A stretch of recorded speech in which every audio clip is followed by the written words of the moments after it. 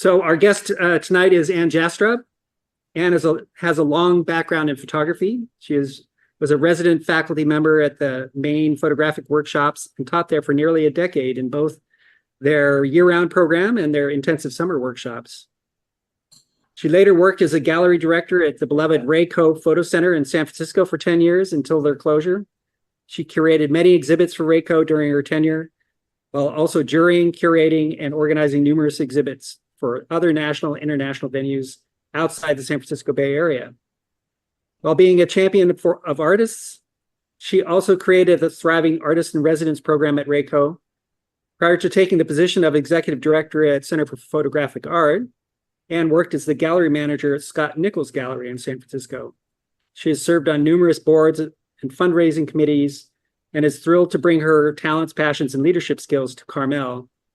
Besides being a curator and an educator, Ann is a writer and editor and a fine art photographer. And as I mentioned, she's the current executive director of Center for Photographic Art, and many of us are members down there. If you're a member there, you can pay $25 and get a critique like this in person. It's a little bit longer than these critiques you're going to get tonight. So that's just one of the many benefits for Center for Photographic Art. So I encourage you look into a membership there if you haven't already. So it's my pleasure now to welcome Ann to CODA. Thank you. Good to see everybody again. I'm sorry I can't be there in person. I think there's probably a huge crowd of you in that room, right? We have a little over 20 here, yeah. That's amazing. And now there are 15 online, it looks like. Wow. So thanks for sending me the work. Should I just share my screen then, since we're chop, right? Is it like 10 minutes a person? Like, what's happening? Yeah, it's about 10 minutes per person. Okay. I figured we're going to, we'll run over a little under here and there. That'll work out just right. Well, I know that this is Effie's work because I actually had a portfolio review with her, so it's very exciting. And the thing that struck me, I mean, have you all seen each other's work already, or is this like going to be a surprise? Like, what is that? Many of us have, but I think sometimes we don't always intersect on the night that someone shows their work. So sometimes we might have missed it. Yeah. I mean, the thing for me that was really exciting, and Effie knows this, is I see a lot of black and white, or I see a lot of underwater photography, but it's all black and white. And so when I saw this color, I was like, oh my God, it was like so refreshing that I really appreciate that this is in color. And I know that Effie had put a question in. Do you want me to like address the question after I go through the slides, or just? Can I? However you. Yeah, Effie. Give me the pitch. Good to see you. So I uploaded mostly color work, like a little intro. This is like stuff that I'll be presenting at my first open studios, which is coming up, and. I kind of like, my first question was like, how am I doing? Because you have seen this. And so I think I uploaded mostly color because you said that that's like kind of what you had been drawn to. But yeah, you can, my question is not that question, but one, like, how am I doing? Two, yeah, you can read the question if you want or something. Sure. The question, Effie's question was, this is a sample of my underwater work, primarily shot on film, with some recent digital images. I'm presenting this work publicly for the first time as fine art prints at Open Studios. I find it challenging to curate and select images, especially with the increased volume of digital work. Could you suggest questions, criteria, or insights that might help streamline my selection process and inform my future shooting choices? That is like a really good question. Yeah, so like, I'm wondering if when you're reviewing these images, like, are there things that you're more drawn to, things I should focus on when shooting in the future, things I should look for when selecting images? Like, am I going for a feeling or a mood or color? And then, yeah, now that I have a digital camera to shoot underwater, I can take hundreds of photos, and I don't want to do that. Right. I'm used to having 36. So like, how do I stop myself? Or like, how can I just have maybe some guiding principles so I avoid shooting hundreds of photos. Right. I mean, do you like shooting the digital or is it how does it feel? I love it right now. I Yeah. kind of plateaued with, I didn't plateau with film, but I feel like I was at a point where I need to make mistakes and recover from them a little more quickly. Yeah. So I'm already having like more fun shooting film again now that I have the digital to kind of just like do Yeah. whatever. with. So Yeah. do you have two underwater housings and you go down with both a film camera and a digital camera? Or I have done that. I try to pick one or the other. okay. Yeah. And is this photograph here, this black and white one, is that a digital? That was film, actually. It was a That's very film. nice day. Yeah. I mean, because some I can tell are film, like this feels like Yeah. film. Yeah. And That was this this is feels film. like film, Yeah. but this feels like digital. That was digital. And that I don't know, that was like I threw in during the shootout, which was last weekend, so I didn't really get to edit it, but yeah, that one's digital. Yeah. I mean, for me, I mean, I think that there's something really different about your underwater work than, I mean, I think most everyone in this room probably knows that Chuck Davis and Ruigi have an underwater photography show opening at the Monterey Museum of Art. I think it's open, right? It just opened. It's open and then they can't do like a public openings reception. So they're basically both going to be there at First Friday, this Friday. Yeah. And then they'll be there next October too for that First Friday. Yeah. If you Yeah. want. So, I mean, I feel like there's something really feminine about your work. Like I would encourage everyone to go and look at Chuck and Ruigi's show if you haven't seen their work before. But even if you have seen it, go see it because they're both like incredible photographers and printers and film shooters. But I think there's something about your work that's like really feminine, which is different. Like I know Robin Robinson is also a great I love underwater. Robin's Yeah. photos. Yeah. Fantastic, you know, and I Yeah. mean, a lot of her work feels to me like she's sitting on the bottom of the ocean. Like it has like a different feel than yours. Like yours, like for me, I mean, I'm like a girl from upstate New York from the Adirondack Mountains, like anything, I'm like underwater photography, right? It's like it's really fascinating to me. But this whole idea that there's a kelp forest and that you would want to go in it is like really fascinating. But I think, you know, pictures like this where you're in there, like you're in this forest underwater, like it's very different than the forest that I grew up in the mountains, right? And I just think these are really magical, and there's something about the way you're shooting the plants that's like really feminine, right? There's like I don't know, there's a softness to them. And these are different. These are weird things that I was trying at the beginning of the year. I with my new digital camera, I can't do in-camera multiple exposures, and that was like devastating to me. So I did these weird layered things in Photoshop just to show myself that I could still be weird. I Like see. with the layers. Like it's okay. You don't have in-camera multiple exposure, but like you can layer things. So Right. I different mean, than for me, I mean, this is also like depending on like who's looking at your work. Like I'm still a purist. Like I still shoot a wooden camera and I still shoot film. Like I'm definitely like really old school. So anything that looks like looks really digitally manipulated, like I tend to like be less interested in. So for me, these weren't my favorite. You know, the question of like what should you show? I mean, somebody else might totally love these though, right? Because Hmm. you know, it depends who you ask.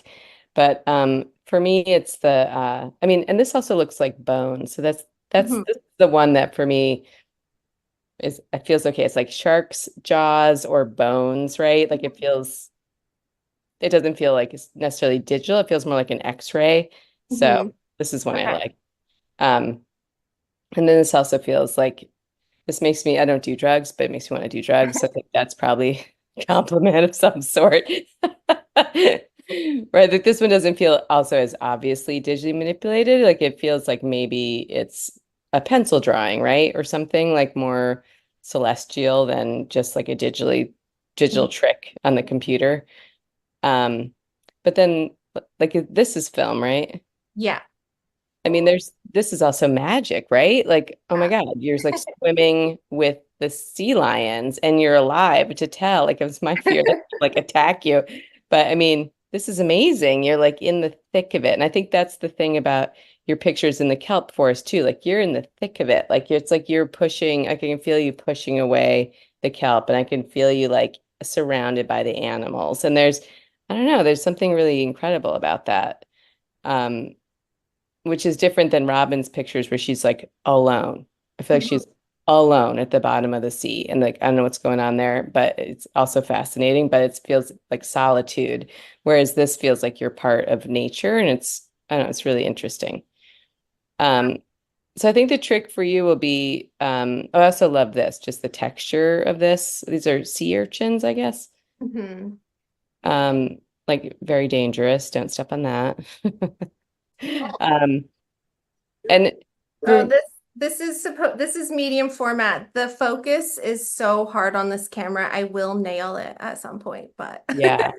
Is it like a plastic? It looks like a Holga camera. no, it's a really cool old Rolleiflex, Oh, a Rolly Marine housing. Yeah, wow. so 120 film.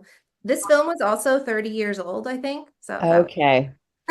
Yeah, so it's got some like light leaks or some yeah. fogging or something. 'Cause this definitely looks, I think like how many pieces are you going to have in your open studios? Like, are you framing things and putting them on the walls?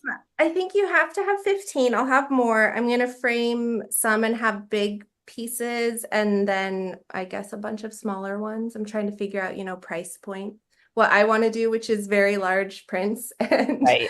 what people probably want to buy, which is, something Yeah. small.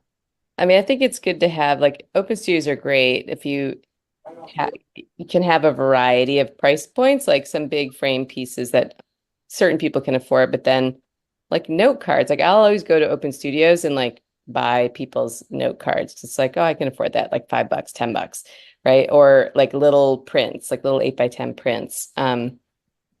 Because you could put your showstoppers up on the wall and then just have like a little bin where people could flip through prints too.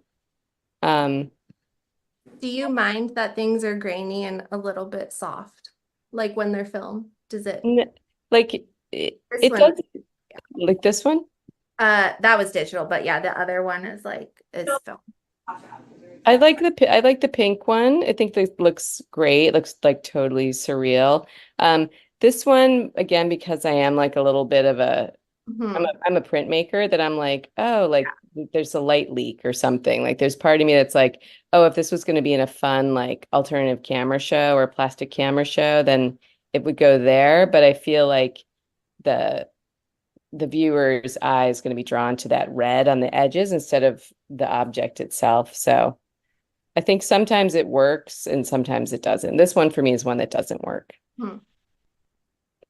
Um, but I think this looks super cool, right? This looks like infrared. I don't know, maybe it is infrared. It was that cool Lomo film, the Lomo purple, that switches Yeah. greens to purples. So Yeah. yeah. Yeah, no, that looks neat.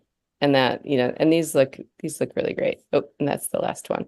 Um, so I mean, I think it's tricky to mix color and black and white, like in a portfolio, but like in an exhibition or in open studios, if you have like two walls, you can just split it, right? It's like black and white there, color there. Like I think alternating pictures on the wall, that's Okay. problematic, or in like a box of prints, it's problematic. But if you have two walls, or if there's a way to break it so you can separate them, I think that would look That's super helpful. cool. Thank you. Yeah, it's exciting. Yeah, yeah.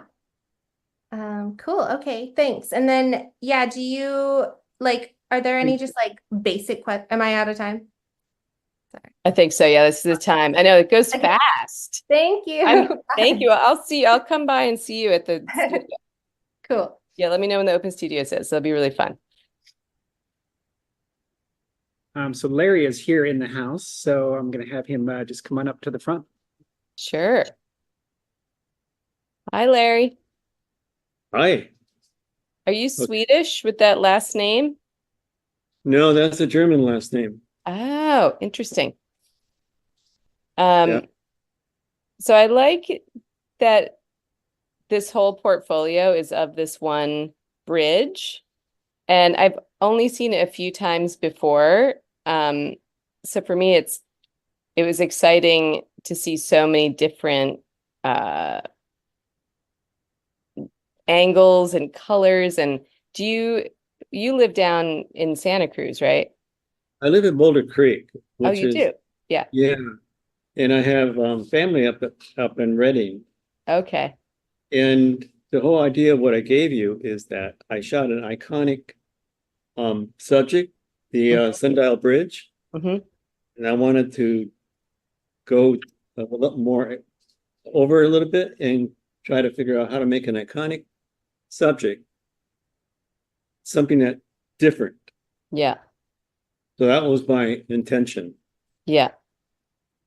And I think, I mean, for me, there's definitely ones that stand out. Like, actually, like what I was about to say is that looking at your pictures makes you want to go there, which doesn't, so that's good. I feel success. I mean, I like this picture where you actually don't see that it's a bridge. Like if you didn't know, just seeing this piece, like a sculpture is monumental sculpture is really interesting.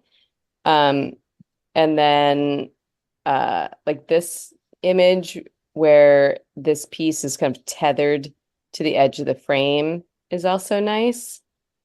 And then this architectural detail. Like I also wonder, and I'm just curious, do you ever print them? Like, are you shooting digitally or? These are all digitally shot with my smartphone. Oh, nice. I didn't carry the camera with me this time when I was up there, and I just used my phone. Yeah, and they look great. I mean, this one I think is really interesting. It feels like this bottom piece has been sort of bent to the side, so I really like how this is seen. The reason I asked if they were shot digitally is like I wonder how they would look in black and white. Like, is that of interest to you, or are you like a color photographer? I also shoot. I don't shoot black and white, but I do print black and white. Yeah. That's an interesting thought. I haven't done that yet. Because I mean, this is such a graphic, you know, thing that it's like, oh, it might be really interesting in black and white. I also, when I look at pictures like this, I think of like the like early Bauhaus pictures, like thinking about like Laszlo Moholy-Nagy, like his photographs. And your use of vantage point, I think is really great. And this is one that was when I started thinking about if they could be in black and white, because I think this is a really beautiful picture with this just sliver of moon in this piece. But then I keep looking at this red piece, which I'm like, if that was black and white, I probably wouldn't be staring at this, right? I'd be more thinking about how that's a little crescent and this is a crescent. So maybe just as a experiment to see what it looks like converted. Good input. Thank you. And this also makes it feel really monumental. I think this is really beautiful. And also how the sun, where you've, positioned yourself so that you can't see the sun. I think this is really good. And you also feel this tension of the bridge pulling against the frame again, how it's tethered. It's really nice. And this too. And these are all pictures I think could also work in black and white. I mean, I think this one is beautiful in color because as the day is waning, that blue is getting like steelier, it's getting more like a steel blue color. So I think it's also really lovely. And doesn't look, again, like a bridge at all. And this I think is great. This is a great picture and one I haven't seen before. So, and another thinking about vantage point, how you photograph through this little, is that like a cutout in the bridge or something? As you walk around the bridge, you walk underneath the bridge. There's a cutout that you can get to next to the wall and look straight up. And that's kind of where that cutout is. Yeah, it's a great picture. So would you consider yourself an abstract photographer or architectural photographer? Or you just kind of photograph what you love and it's wide ranging? It's wide ranging. I do whatever I feel like doing at that time. That's I good. like architectural because there's nice angles with architect. Yeah. I'm really more of a landscape animal photographer. There's this great book by Henry Hornstein called Shoot What You Love. And it's got, horse racing, dogs, babies. It's got like everything he loves in one book, and it's really sort of incredible. This one for me, like I'm really interested in what's happening in the distance. Like I'm interested in this triangular shape and these like I guess what I'm saying is the foreground's a little less, it's kind of taking up too much of the frame for me. So this is one I'm a little less enamored with. So you would suggest cropping in tighter on the angles of the bridge? Maybe. I mean, there's like the part I'm looking at is that triangle in the middle. Like I'm finding myself having to move it very quickly across the bottom of the frame to get to sort of the meat of the picture here. So that's, but you know what I do like is the white lines. So this might be one that you try in black and white, and then maybe if it's just about, shades of gray, then it's not this like brown color kind of pulling your eye. Good input. Try it.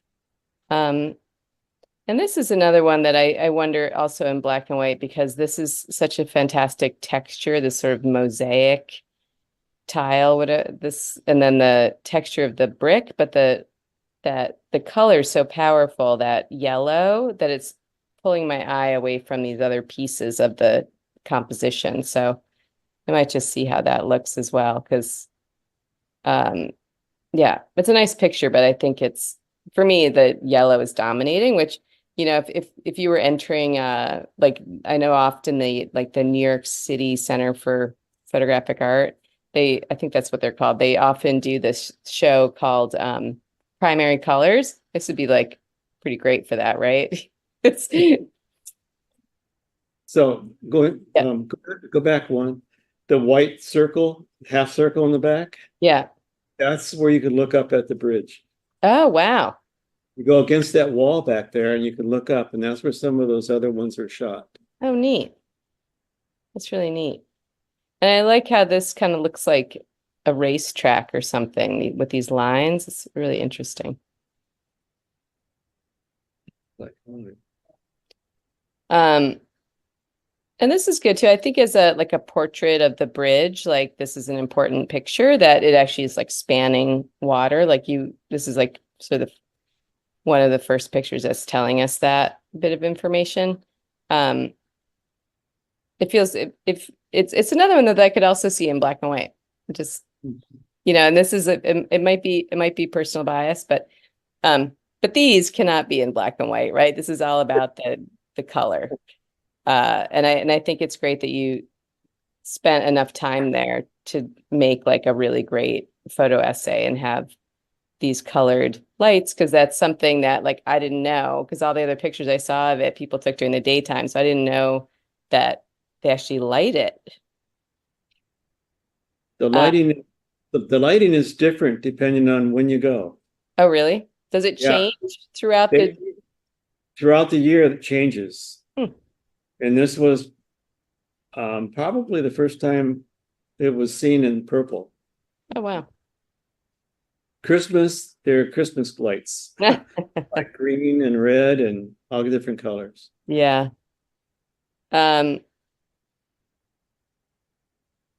This one without the previous one as a supporting character, I'm sort of less interested in this as an image. But this is exciting. Like, I think this is a really incredible picture, the way the bottom curve is coming from the corner and bringing you through the frame. I think that's really, really gorgeous. Is that the moon? That is the moon. Nice. And that I did not put that in, that was natural. Yeah, and this I think is great. And also how, I don't know if you took the color out of this bush or not, but it's like how monochromatic this picture is. This one, I kind of like the idea that you're there alone, so I kind of don't want this other person there. But But on the other hand, for scale, I guess it makes sense. But for me, it's just a picture of someone taking a picture, so it's not as exciting as this previous picture. That's a good point. I wanted a question on that one. Thus, I threw it in there just to get a feedback. The idea was that, hey, somebody else is taking a picture of the bridge and you can kind of see it in a photo. Yeah. But it's not exciting, but it's there. I mean, I think if you had a series of like people photographing, this would be a great picture in there, right? Like maybe that's some secret folder you're building in your computer, right? That's good. That's interesting thought. Yeah. It's always interesting what people are taking pictures of. And have you gone at sunrise? No, I haven't been at sunrise. I was there at the Golden Hour when it went down. Yeah. That was the very first picture. Are you going to go back and make more? Probably. Yeah. It's just kind of a portfolio that I'm working on, and there might be some interest in the gift shop up there of these photos. Yeah, and I think also, I think if you make it like every time you go up there, you just make a point to photograph it like different time of day, different time of year. Like I think the sunrise, like what's that light like when it's lit different colors, and just build on it. Because I think it's not like something like the Empire State Building that like everyone knows what that is, right? Like this is a little more special, I think. And it's not like yeah, it's not like other really famous buildings. So I think it'd be a worthwhile project. Well, thank you. Yeah. You substantiated some of the thoughts I had of trying to make it Photograph it bridge over near Sacramento. Somebody else photographed it last month. I'm gonna have to mute John So- here. Yeah, and also think about like, I don't know if you enter juried shows and stuff, but like if there's like architectural competitions or abstract competitions, like I think some of these photographs could fit in there nicely. That's a good idea. Okay. Thank you. John, who's also here. Hey, John, Hi, how are you? good. Excited about this. First time. Awesome. You had a lot of different pictures, right? And I think you might have had a question too. No question. Good. That makes it easier. So No, I you, had 3 questions actually at one point. oh, you did, but there's nothing. I don't have any questions on my sheet. Okay, tell me your questions. I don't really remember, but basically, what can I do better and just feedback. Yeah. I mean, I think that this, like initially I kind of glossed over this first picture, but then it actually looks like maybe they're on their phone instead of looking at the art, which made That it, is true. but then that made it interesting. Like, here we are. This is like, and then also the fact that it's like the skeleton, it's like the end of humanity, right? It's like the end of human race. So anyway, I ended up in the end really responding to this one. And I think maybe if like what would you say? Are you like a documentary photographer observing people, or like what? I shoot what I like. Nothing spectacular. Not into landscapes, like flowers. Yeah. Surface. A lot of surface. Yeah. Now I I'm mean, trying to shoot people. a little Yeah. bit. I mean, it might be interesting is thinking about sequencing to put like these people are looking at something, you don't know what it is, against this really white wall or white, I don't know if it's a sky, but they're against a white. The sky, space. actually. Yeah. Yeah. If you put You're that staying near, at the ocean. yeah, if you put that picture near this picture, because they're kind of doing the same thing, right? It's someone against a white wall looking, right? And then like this picture seems like a kind of jarring in between, right? But I think to go to this picture would be like a nice sequence. Especially because they're like intensely looking at something. They're not looking at their phone. Yeah, they're looking at surfers. Oh, nice. And then this is really funny, right? This cake like literally like collapsing from the weight of all those candles. Yeah. And then is this like selectively colored? Yes. Um, It's Halloween, Santa Cruz. oh, nice. Oh, I was wondering what this monk was doing there, but that now makes a little more sense. What's happening in this picture? That's a surfer. I shot him at like F45 and I happen to like the blur.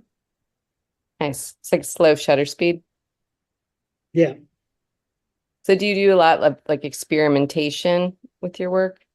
Yeah, I've been playing a lot because when you watch surfers and there's nothing exciting happening, you start playing with the buttons. Yeah. Because it might be interesting just because of also how this is so high key with that white background to put this near that guy with the kid on his back because it's, Yes, yeah, putting the order was the hardest thing. it is. It's sequencing is super hard. Especially if you're like, oh, these are my favorite pictures, or, I'm gonna just gather a bunch of pictures. Like, how do you sequence them in a way that, tells the story or makes it even make sense, even if they're not related, but just like visually. So think about like the tone and like the contrasty ones go together and the ones that are shot at night go together. Just sort of start sorting them that way. Or the ones that are like really experimental, like this picture feels very different than the others, right? Because it's more abstract. I mean, I actually like this one because it kind of feels more like a sketch or something, it feels very different, it has different energy. But I do like it with this because it's like an action shot. And it's also, speaking of vantage point, like, where are you? Like, I'm a little worried about you. Are you laying on the ground? I'm actually standing up, shooting straight up, and he's crossing over. Oh, wow. Yeah, it's a Pleasure Point there. I used to have they had a skateboard contest, 2 ramps. I stood in the middle, Wow. straight up. Amazing. That's an amazing shot. So is there still, what's that skateboarding magazine? I don't know, not into skateboarding per se. I What? just like motion. So Okay. yeah. Oh, there's this skateboarding magazine. I'll remember the name of it. But There's I one think, called Skater, I believe. Believe it what's or that? not. It's called Skater. I know there's one called Skater. There's one called Skater. There's another one. But I mean, I think that this is like an incredible shot that's like magazine worthy, Hmm. right? I mean, I haven't seen that picture before. And this is actually, speaking of like people photographing people, I think this is a great shot of the photographer as well as the skater. Like, look at his technique here. Like, that's pretty amazing. Yeah, Um, same contest, different year. wow. So do you go every year and photograph the contest? I tried to, yeah. They didn't have Yeah. one this year for some reason. But yes, I like surf contests. Because that might be, like if that's something you really like doing, like that might be worthwhile to put together a portfolio of skateboarding images and put together a portfolio of surf images. And those things are pretty related because thinking about like California culture, right? Like surfing and skateboarding, like that seems like really at the heart of the state. And you could put those things together in a portfolio. I think it would be great, especially because these, it's a really great action shots.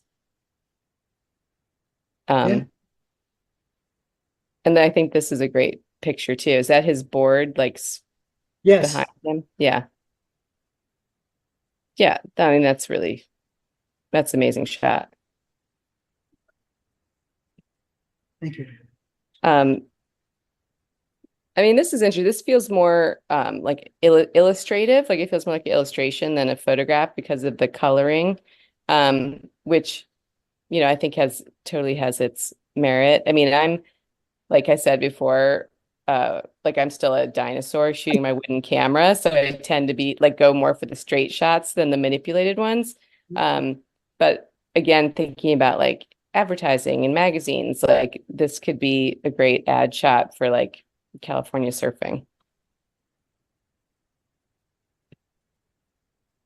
And then for something totally different, is this for Car Week? Are you photographing cars? I've gone to Car Week, but this is actually from the Woody's on the Wharf. Oh, okay. I'm into those emblems on old cars. Yeah. That's a nice picture.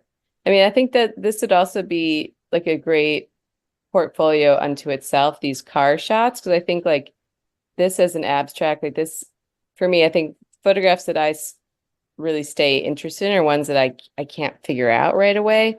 And so for me, it's like, are those the missing headlights, but where's the reflection coming from? Like I have so many questions about this picture. I It's a think Trans Am. Trans Am, yeah. It's really interesting. Yeah. And what about this is are these titled? Do you title these by the type of car or I just keep them the metadata, but no, I'm not that organized at this. Mm. I go through them and I'm like, I like that one. I'll spend time working on it. And yeah. I mean, for me, like I might be the last person driving a stick shift. So for me, there's like part of me that would really like that to be in focus. yeah, Yeah, that and the seatbelt like just are a little distracting, especially coming after like these two real like this really sharp picture. yeah. I have a version of it where I cropped it. The seat in the chair, you just see the console. Yeah, that might be good. And I think this is really beautiful. Do you have like a background in advertising? Like where did you light this? Like what's happening? No, this is live outdoors. Huh. Just got lucky. That was in Carmel. Wow. I mean, 'cause that just looks like a studio shot, right? Yeah, it was. I got very lucky with the reflection and the whole bit. Yeah. So do you have a whole portfolio of cars that you're also secretly working on or not so secretly? I have a whole portfolio of cars that I've gone through, yes, and car emblems and Yeah. pictures of cars, and I take pictures of cars whenever I see them. Yeah. Because it might be, I mean, like if you edit those car pictures and put them, I mean, so I think like some of these are really unique, right? Like I don't know anything about cars, so I mean, but some of these, like this seems like a very unique car to me. Like if you gathered those together, like it might be interesting if you sequence them, like and send a like PDF to the Peterson Museum in, Los Angeles, like because that's a car museum for people that don't know, like that. I mean, where I grew up, there's like a Corvette Hall of Fame. Like I don't know if you have a secret Corvette like stash or whatever, but there's like kind of something for everyone out there that if you have these beautiful pictures of cars that you might be. And there's like the Henry Ford Museum also has like an exhibition space in Michigan. So Interesting. and they're showing more than, Fords. They have a lot of, I don't know if you've been there. It's a pretty amazing museum though. Worth a trip. Just so you're aware, we're a little over 10 minutes now. Okay. All right. So then you have this other your secret botanical work. No, this is like the experimental phase.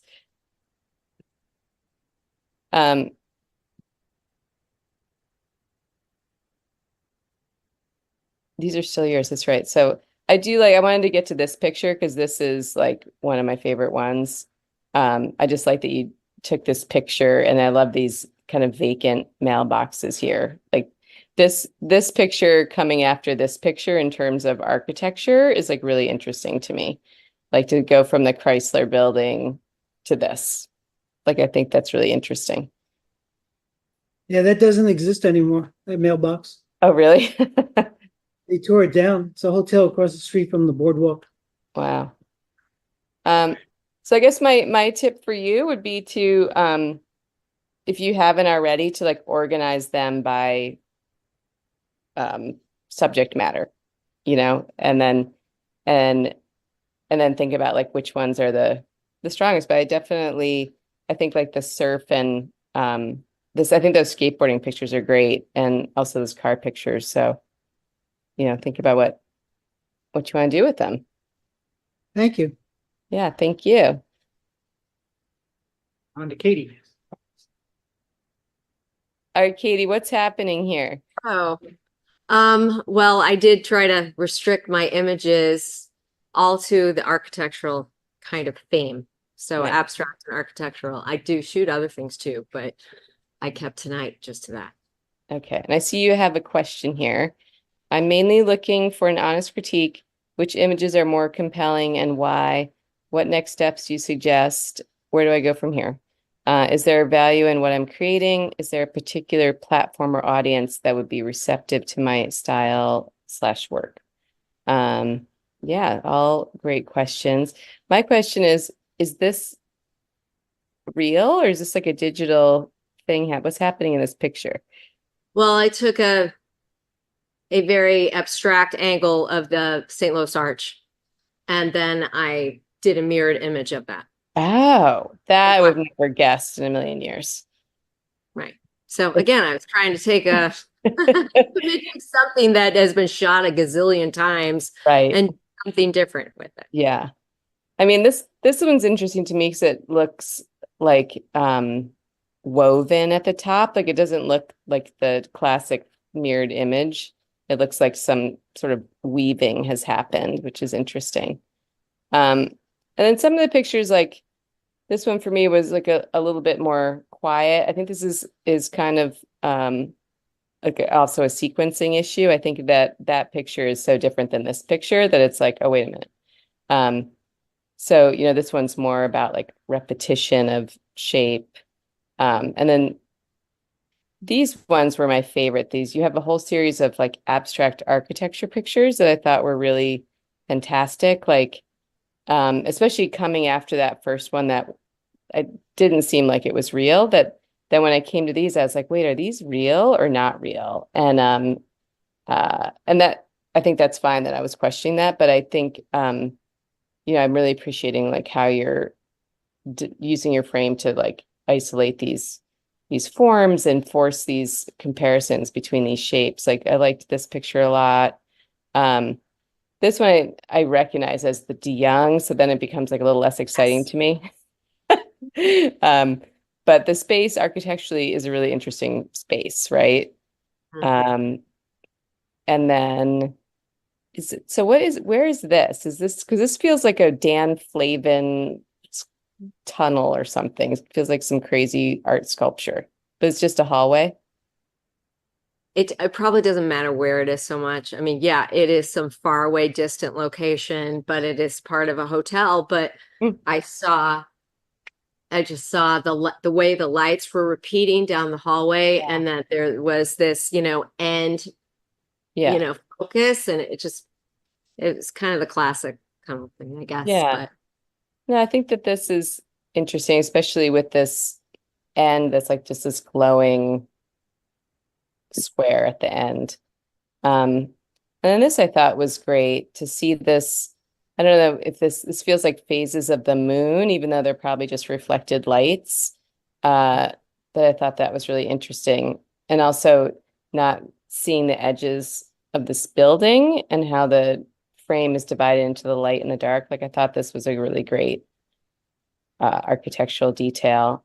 And this too, like the way the light is hitting this building. And also like there's another one that I don't understand, right? Like there's a part of me that wants to flip it to be vertical. But it's also nice how it's just sort of everything's kind of sliding down here. Like I think this is really wonderful too. thank you. Yeah, I have a couple shots of that. So I do some vertical and then some in this format because I did like the abstract aspect of it, that I felt like it still worked. Yeah. But it's me. But I wanted your Yeah, no, I think it looks great, especially with these like weird poles. I don't even know like what's going on there, but I think this one with the light, it's like really beautiful. And this feels more like one that should be after that De Young staircase. Like it has a similar feeling for me as that. Like something about the lights and the shapes, and then that, and it's sort of you're going on this path. Anyway, I would put that there. And it's also like a little bit terrifying, this branch that's like reaching out to her. Yeah, I wish that wasn't there. Really wish it was. But I don't know. I think too hard to remove. I think the branch makes it. I think it's like terrifying. And this one I really like. This was another one where I was like, is this like some crazy digital trick or does this really exist? It's like, yeah. That's real.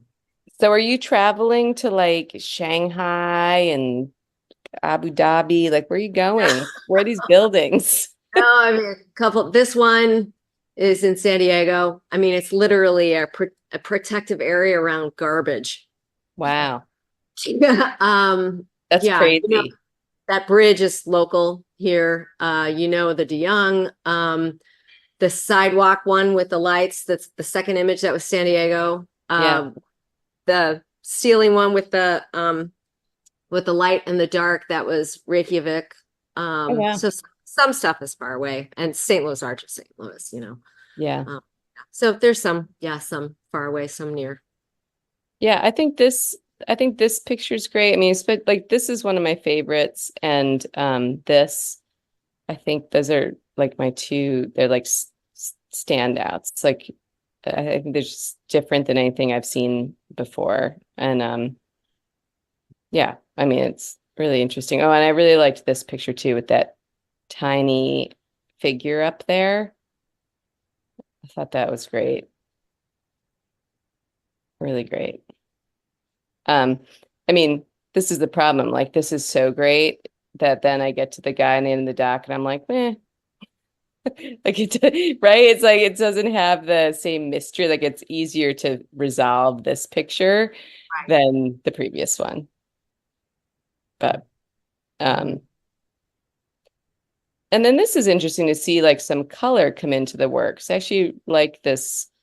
I don't know what this would look like in black and white, but in color, this green and like this kind of beige ochre color, like this, it's like a really nice color palette. Oops. Sorry about that. So do you separate your portfolios into color and black and white? Well, I do, like you said, with displaying, I group the colored images together and the black and whites together, and then I try to think of what I do think about sequencing, as far as like how strong and contrasty an image might be next to something else that's soft, or do they have similar shapes that might flow into another one? Or Yeah. like, and do you have a preference for color, black and white? Or do you use whatever the scene calls for?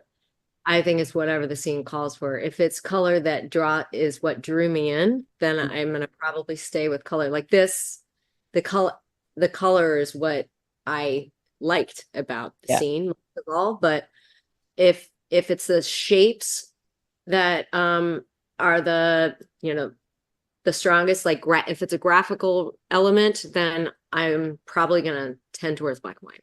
Yeah. Like this just flops. If it's in black and white, it's not as interesting. Yeah, I could totally see that because there's that subtle color contrast. Mhm. It's also really strange because it's hard to tell like the depth of that space, or if you're looking at a mirror, like there's a lot going on in that picture. Yeah, which, yes, it is a mirrored hallway. Yes. So. Oh, and I thought this was really nice too. This color.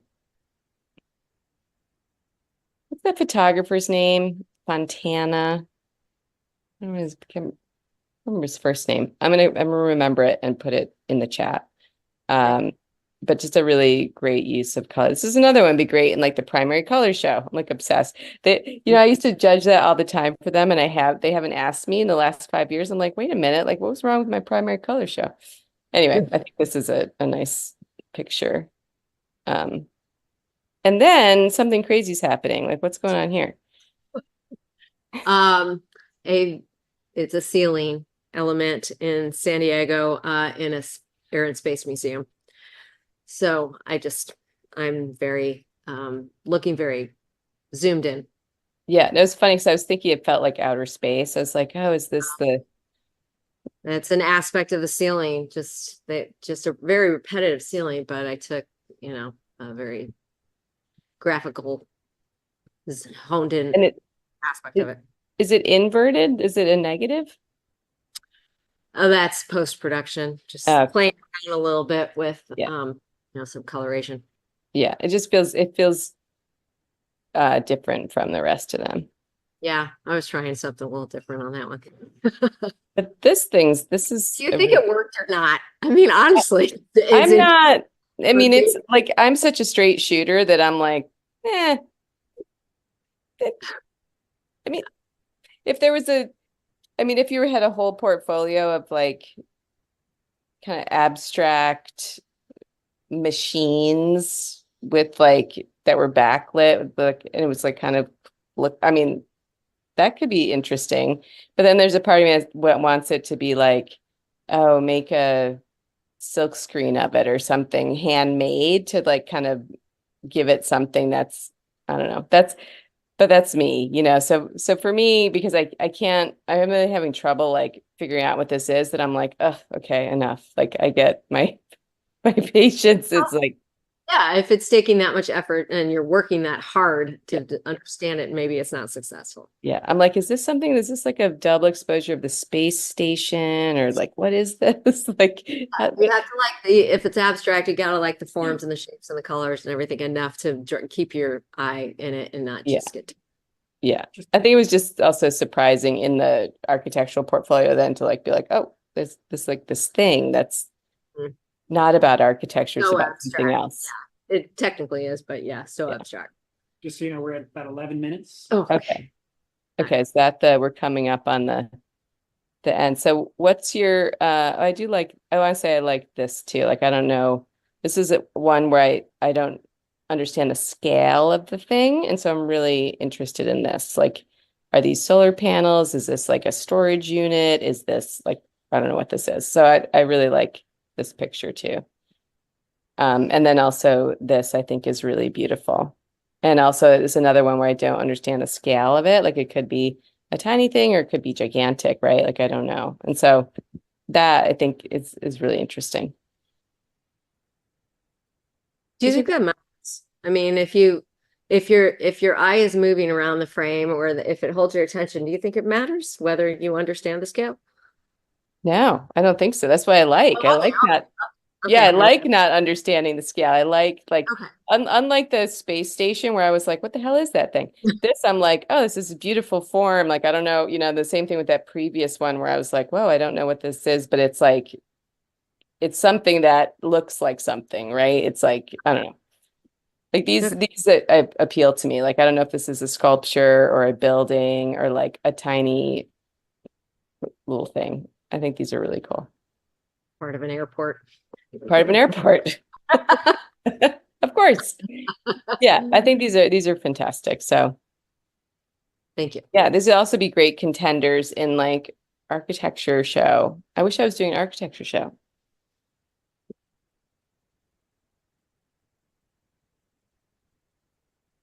Franco Fontana, that's who I was thinking of. Anyway, thanks for sharing these. They're really nice. Thank you. Is that the end? Yeah, I think that's. Oh yeah, Bob. that's it. Thank you. Yeah, thanks. That's Bob. All right, Bob. Hi. How are you doing? Are you secretly a painter? Just tell me the truth.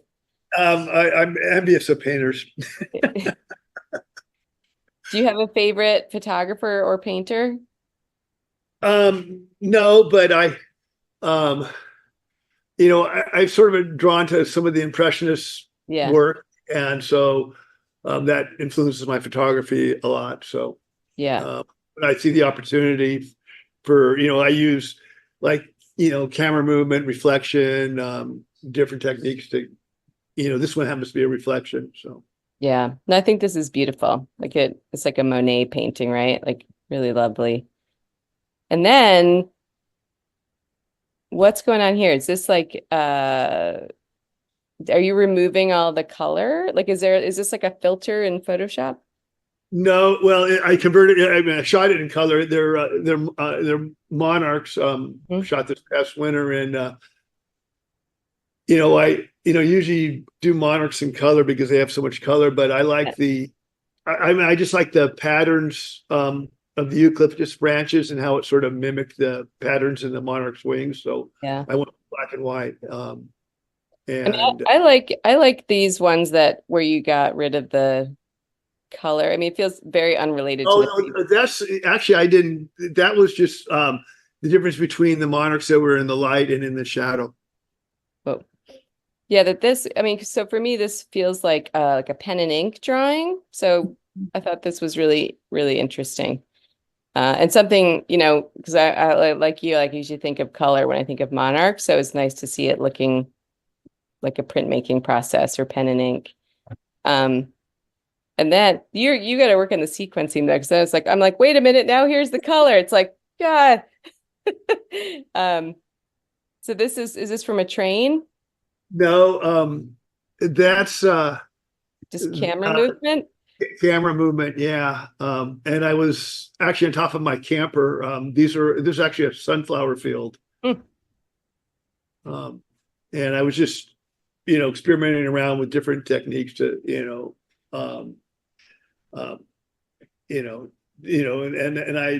I sort of like this one because it just gives me the feeling that it's very fertile land, and there's a orchard in the background, and I liked it blurred out like that. So. Yeah.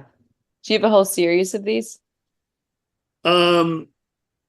I have some other ones. Yeah. I mean, more from that day, I shot a number of different ones, different techniques.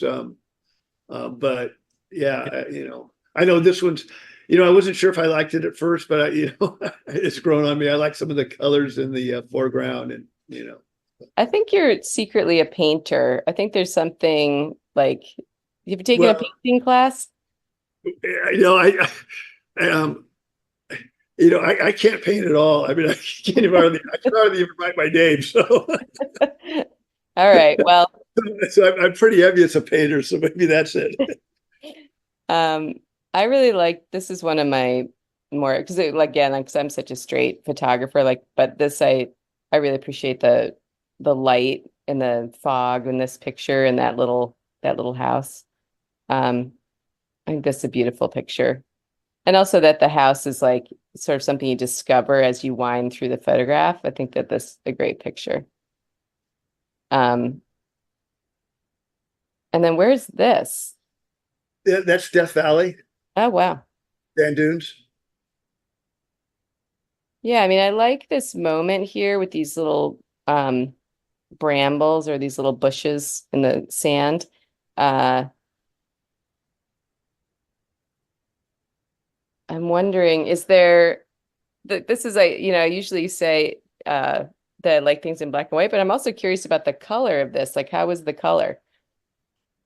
There was some, the sand had some gold, the lighter part of the sand had some gold colors to it. Yeah.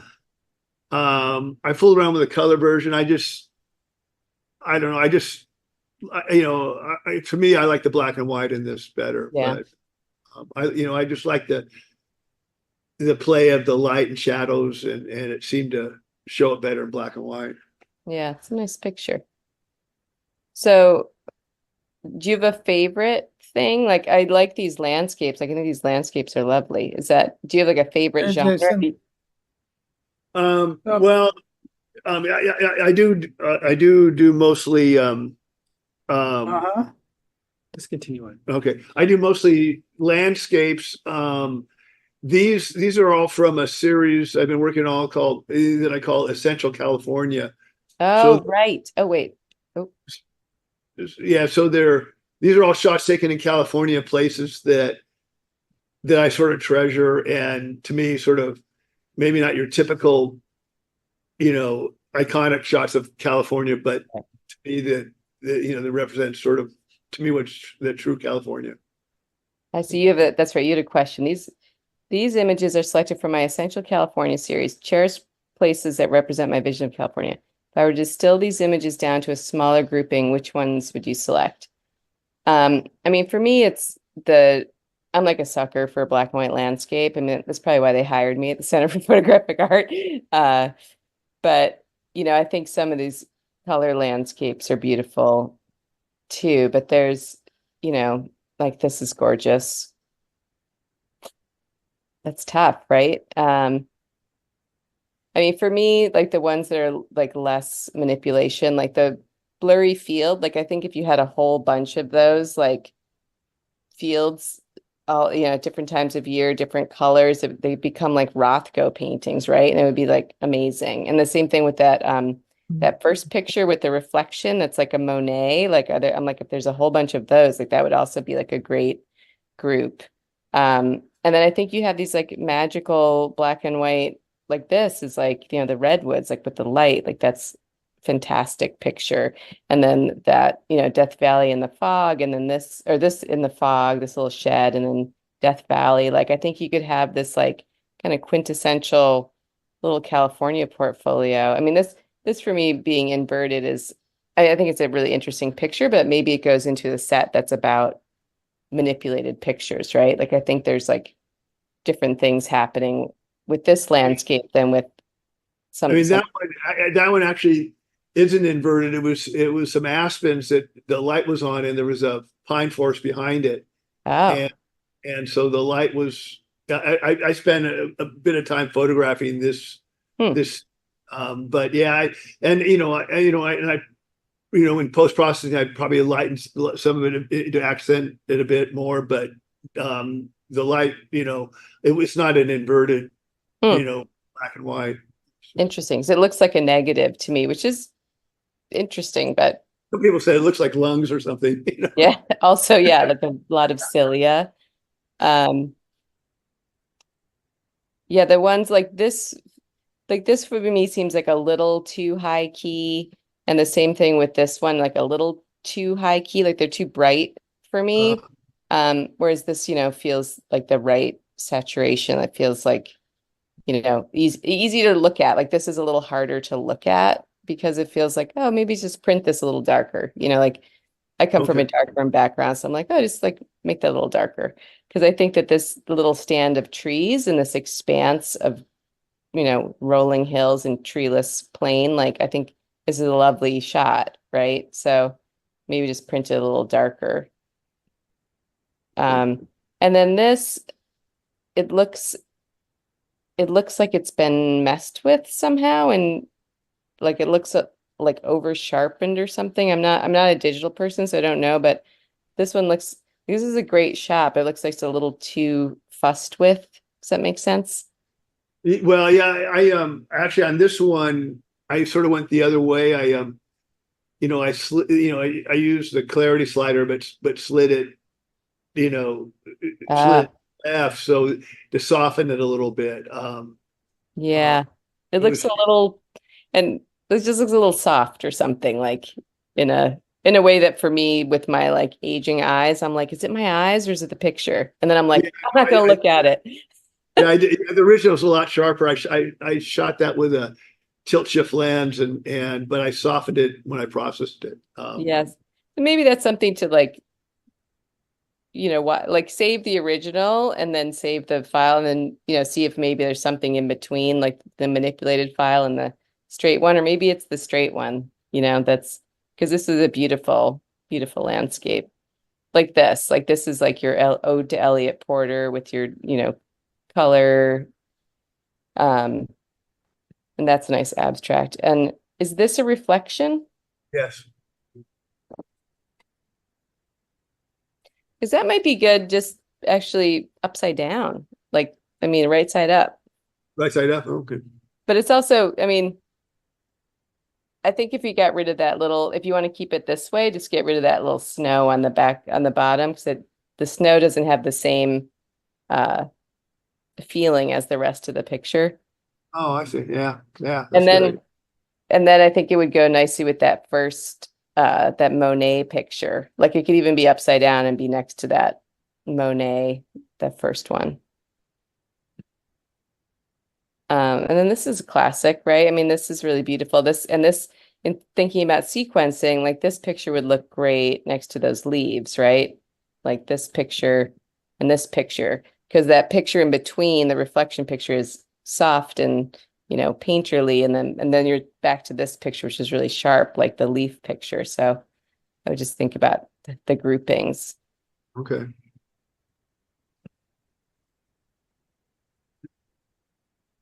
And yeah, and then you do some black and white too, or that's less. Oh yeah, you had the black and whites earlier. So maybe you sequence the black and whites together. So then this doesn't seem so shocking, like when it comes up in the middle. Okay. This is also, a nice image. We're at 11 minutes again. Okay. But these are beautiful. This is another one that I think is a great shot, but it has that digitizing again. Yeah, it's another one that I, softened, with the clarity and whatnot. Yeah, you got to hold yourself back, man. Okay. All right. All right. Well, thank you. Thanks for sharing this. We have Keith up next. Is Keith in the hot seat? Yeah, here he comes. In the hot seat. It's literally hot. It's got to be like burning up. I am. Keith, didn't you have some pictures in the CPA show at some point? Yeah, I have had several. In fact, this one is in CPA right now. The one that's coming up, that you're going to be Oh yeah. going on. But anyway, what I'm trying to accomplish, my pictures are just random as if you look at them, but they are all pictures that either have been in shows or been rejected from shows. Okay? And like all of us, when you're accepted or rejected, you have no idea why. You just accepted or rejected, and it's never a learning experience. So I'm just curious. What I'm kind of looking for from you is just a quick thumbs up, thumbs down, and looking at it as you would a juror of a show. Yeah. I just saw your question, which was what would or would not make good contest entries. I mean, for me, I was really taken with these first two images because the color palette is so nostalgic, right? Like I feel like I'm looking at an old postcard. Like it's not this like hyper saturated color. Like I actually love this picture and this picture. Supposed to be thinking Wes Anderson. I love Wes Anderson. Anyway, but I mean, there's something about this, this roller coaster and how that sky isn't like this crazy, it's like this, it's really like feels all faded and nostalgic. So I really like those first two. This I'm a little like I imagine this is just old glass, so it's wavy, right? Mm-hmm. But then there's a part of me that like cynical person who's like anti-manipulation is like, oh no, did he make the glass wavy in Photoshop? And then I'm like, oh no. And then I'm like, what am I thinking about? Like, I'm not even thinking about the picture anymore, right? So I tend to maybe move on from this one. Yeah, on that one, you should be confused. That one actually won Photographer of the Month. Oh my God. Popular Photography. And they called me just before publication. And he said, Keith, we have 7 editors in the room, and we have 7 interpretations on how you did this shot. And the only thing I could tell him is all 7 of them are wrong because there is no manipulation whatsoever. It's the old glass. It's the old glass. Yep. That's amazing. Yeah. So, I mean, there's a part of me that just kind of wants it to be the bottom. But anyway, it's so subjective, right? I mean, that's the whole thing to remember about these contests, that it's like somebody got, best of show and with an image that they were rejected from another show. It's like, right. It just really depends on the juror. So, oops, I keep hitting the wrong thing. Sorry about that. This I actually think is a great, like, I go over this bridge all the time, and I actually think this is a nice picture. It's like it's not an angle I've seen before, which is shocking.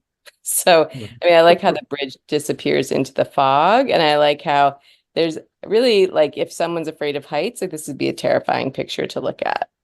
And again, this would be another great one for either architecture or I think a color, like when they have those primary color shows that I'm obsessed with. Like I'm gonna have to start entering myself. And I think this is a hilarious picture and also a great picture that's about color. Like I think you have a really good color sensibility. And also sense of humor. Like, I think this is a fantastic picture. I mean, I like that you made this picture, which is seemingly of nothing, but it's about light and form and shape and color. Like, I think this is a great picture. This one, it takes a little more time to process. And, I find myself less pleased about the right side of the picture, but that's just how it's built. But I like that there's this weird, like, plinth, this little architectural piece that's like some support between these two walls. Like, it's very strange. And humorous. This one's a weird one because it's actually like, I don't know if I'm looking in a mirror or looking through a window. So, this is one that I don't know. The other one, I'm pretty definitive about the other ones, but is it a mirror? It's a window. It's a window in a kitchen. It's a window. And what I'm trying to accomplish is 3 levels, a close, middle, mid-ground, and distant. I mean, this is the thing about competitions now, like photo competitions, is that they're all judged online. And depending on like the number of entries, it's like the amount of time that someone's going to spend with them. So I think like some images like this are like much easier to process visually, right? It's like, oh, really graphic, like you see it. And then a picture like this, you need to spend a lot of time with. And so depending on how much time the juror spends, they may or may not get it, right? They might not go for it.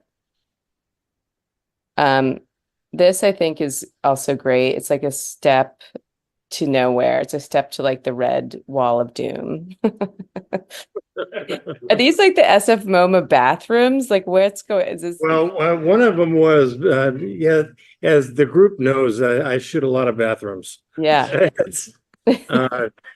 Well, George Tice has that beautiful urinal picture. Do you know George Tice? No. He's like the father of photography in New Jersey. He's like New Jersey's first son. He's like this amazing photographer. But beautiful bathroom pictures. George Tice? George Tice. Tice. Yeah. Nothing like yours, black and white, 8x10 camera, classic. But I mean, bathrooms. I think this is also, do you have like a secret kitchen series? No. But I have done 2 kitchens and 2 versions of this. One where you could see the trophies? No, that's all blackened out on purpose. Oh, why? Because I just wanted you to just go right through the window to the people. Yeah. I mean, it's interesting. It's the first time I went through these pictures really fast the first time. And I liked seeing those guys in that slit in the wall. But now that I'm looking at it for longer, I'm like really curious about what those trophies are. Huh. So, I mean, are those like bowling trophies? Are they like awards for, I mean, like, I don't know. There's something I think also about the repetition of the men in the kitchen and the repetition of the statues that I think it could be a nice compliment. And it also, I think, would feel a little more natural because I feel like the outdoor space wouldn't be that dark. Right. Huh. But anyways, try it and send it to me.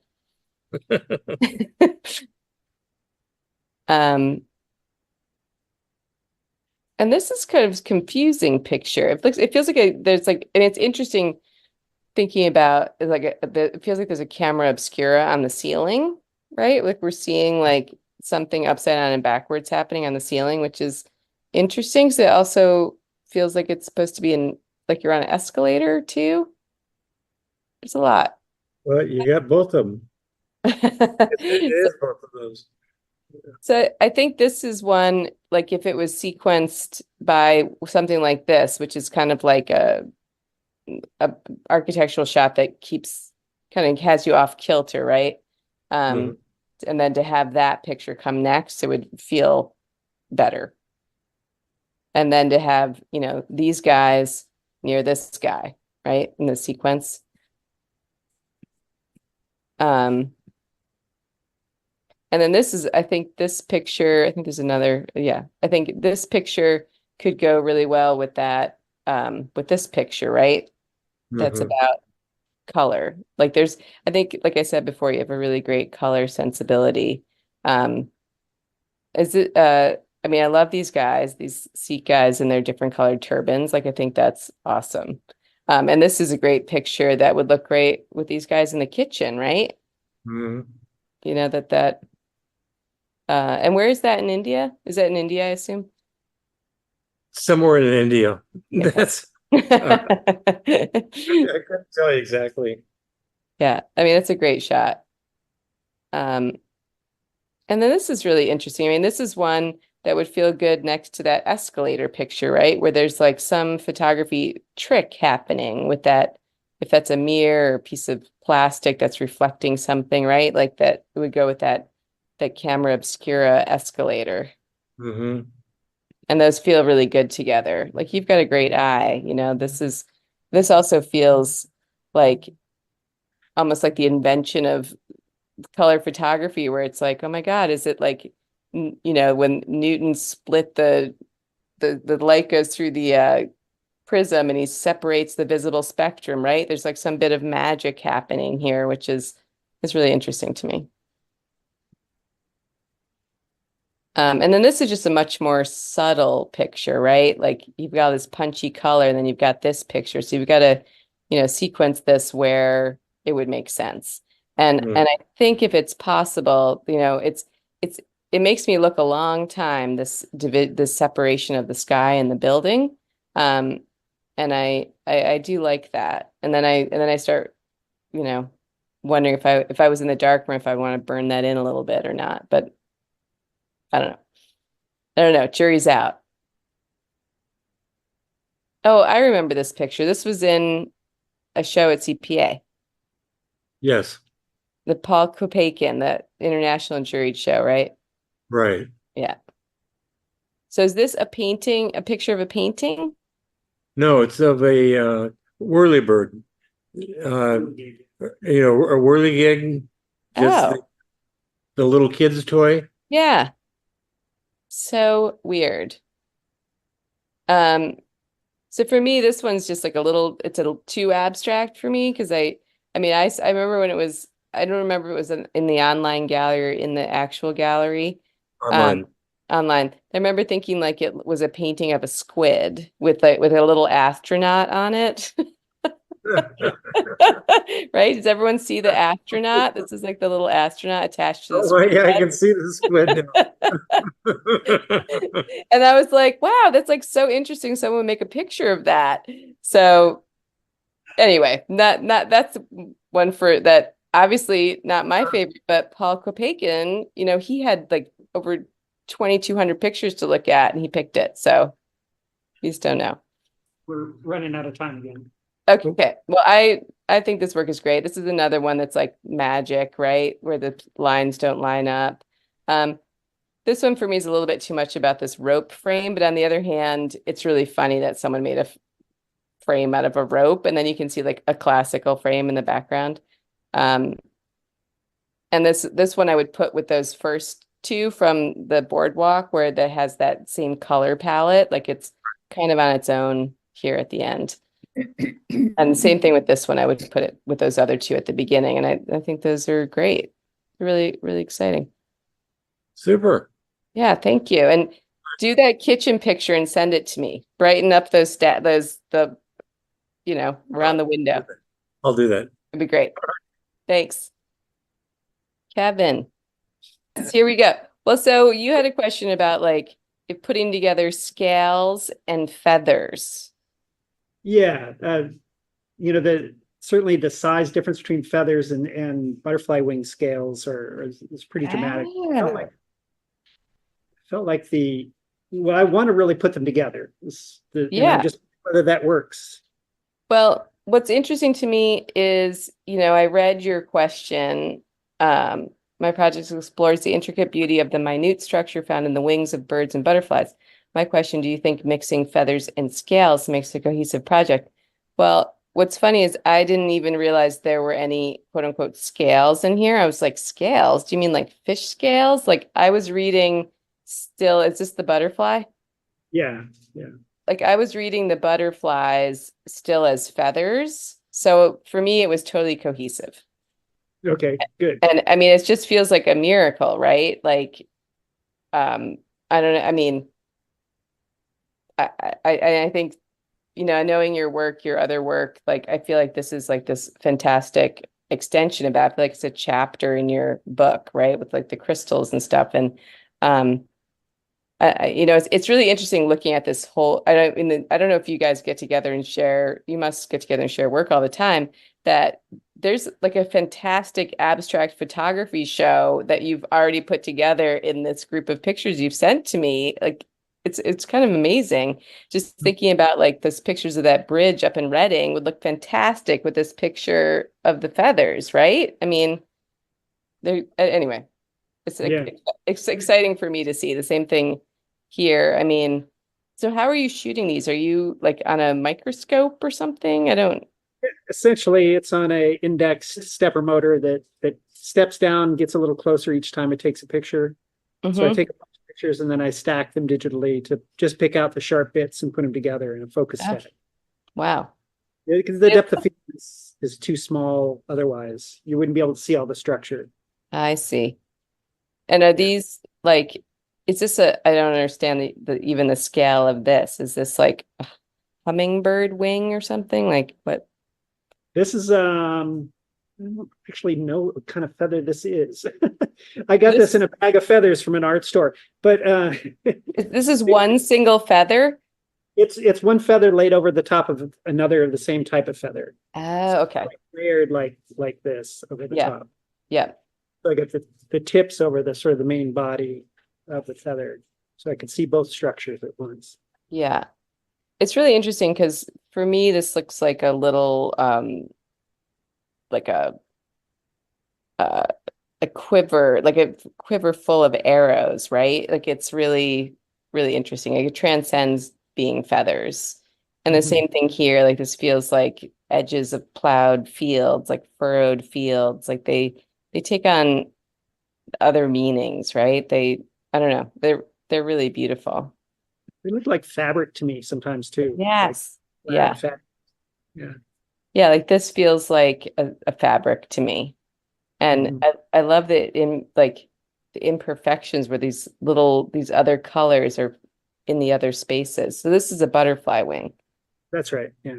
It's so crazy. See, I was just like miracle of nature. Yeah. And then also, so where did you get the butterfly wings? Over the internet. Oh. Don't ask. I